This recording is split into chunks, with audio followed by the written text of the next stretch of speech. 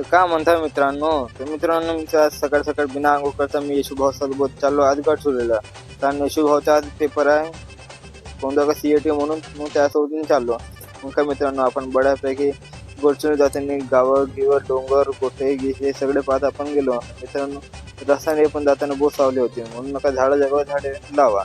मग त्यानंतर काय मित्रांनो आपण बऱ्यापैकी पोहोचलो गडचिरोलीमध्ये. मग का गुगल मॅपवर यशोभाऊची कुठेतरी ॲड्रेस पाहून आपण आलो भाऊच्या इन्स्टिट्यूटमध्ये. त्यानंतर काय मित्रांनो बसला बसून कंटाळायचा होता म्हणून मी निघालो चाय प्यायला.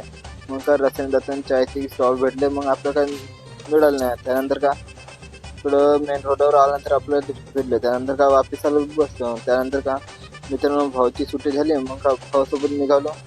भाऊचे कोणते रिलेटिव्ह लागते राहते म्हणून त्यांच्या घरी जायला, पण आपलं काय घर काय तो मिळाला नाही. आम्ही इकडे तिकडे मस्त हिंडत होतो. भाऊ म्हणते चल म्हणते पेट्रोल बहुत जास्त आहे म्हणते, ते चल म्हणते आपण हिंडून येऊ म्हणते गडचिरोली जेवढा पाहणार होत असेल तेवढा.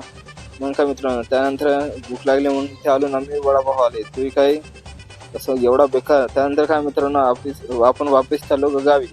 त्यानंतर मित्रांनो आपल्याला जाताना हे मोठे मोठे ट्रकही दिसले, कारण ते आदिवासी जिल्हा आहे ना म्हणून तिथे हे येणं होत राहते. त्यानंतर काय मित्रांनो आपण